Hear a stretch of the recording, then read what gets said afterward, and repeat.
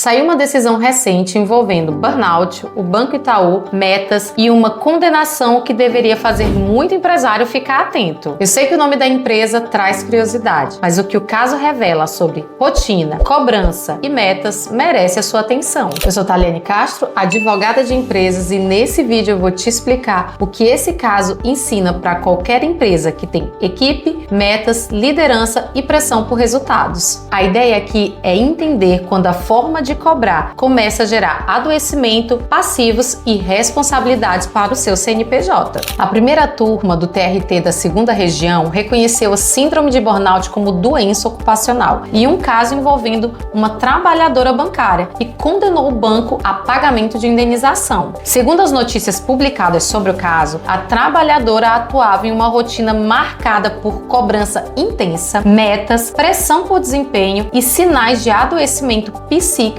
relacionados ao ambiente de trabalho. O tribunal entendeu que havia ligação entre o trabalho desempenhado e o quadro de burnout, que levou ao reconhecimento da doença ocupacional e à condenação da empresa. E aqui está o ponto que interessa. A discussão não ficou limitada ao diagnóstico médico. A justiça considerou o contexto. Como era a rotina? Como a cobrança acontecia? Existiam sinais anteriores? A empresa tinha medidas para prevenir esse tipo de adoecimento? A liderança percebia o desgaste ou tratava tudo como baixa performance? Porque em casos assim, o problema vai sendo construído no dia a dia, na forma como a empresa documenta a jornada. O recado para quem tem empresa é simples. Burnout não é só uma questão individual do trabalhador. Quando o ambiente de trabalho contribui para o adoecimento, a empresa pode ser chamada a responder por isso. É importante que você entenda. Cobrança não é problema. Agora, o descontrole, ele é. A empresa precisa cobrar resultado. E tá tudo bem, isso faz parte da gestão. O problema começa quando a cobrança passa a funcionar com pressão constante, exposição, humilhação ou metas sem qualquer ligação com a capacidade da equipe. Liderança firme não é liderança que adoece. Tudo bem, tá tudo bem mesmo uma empresa ter padrão alto, acompanhamento e metas, mas precisa saber como isso é comunicado, registrado e conduzido. O empresário não precisa parar de cobrar, precisa aprender a cobrar sem produzir provas contra a empresa. Mas, Thaliane, o que transforma burnout em risco jurídico? O burnout é um adoecimento psíquico, só que no contexto do trabalho, ele fica muito mais sensível quando eu consigo observar alguns elementos: jornada extensa, pressão contínua, metas abusivas, assédio moral, afastamentos, atestados, mensagens que mostram sobrecarga e liderança que ignora os sinais. Nenhum desses elementos deve ser visto de forma isolada. O risco costuma nascer da repetição. Um dia de pressão é normal, pode acontecer. Agora, uma cultura baseada em pressão permanente, aí é outra história. Mas, Thaliane, onde as empresas costumam falhar? A primeira falha é não registrar nada. A empresa cobra, muda a meta, orienta, exige, pressiona,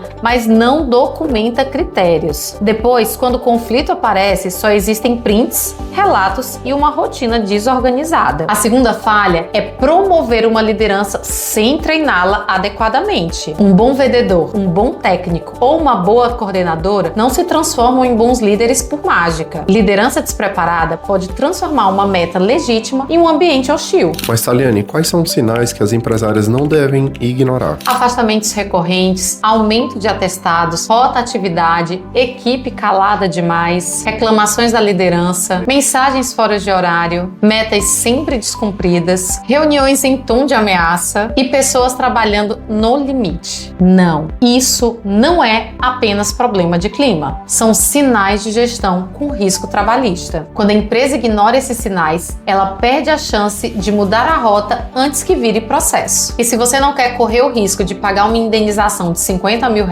presta atenção. Começa revisando as suas metas. Elas são claras? Foram comunicadas de maneira correta? Existe de fato acompanhamento ou só uma cobrança no fim do mês? Depois, revise a liderança. Quem cobra sabe conduzir conversa difícil? Sabe dar feedback sem expor? Sabe registrar orientação? Sabe diferenciar pressão por resultado de tratamento abusivo? E por fim, registre registre medidas, treinamentos, reuniões, ajuste de fluxo, canais de escuta, redistribuição de tarefas e o que a sua empresa faz precisa aparecer. Esse tipo de caso mostra que saúde mental no trabalho deixou de ser um caso que aparece de vez em quando. Ela entra na discussão de jornada, liderança, organização, prova, responsabilidade civil e até reputação. Para você, dona de clínica e empresa de serviço, isso é ainda mais importante. São negócios movidos por pessoas, atendimento, pressão de agenda, paciente, cliente. Se a rotina não for organizada, o risco cresce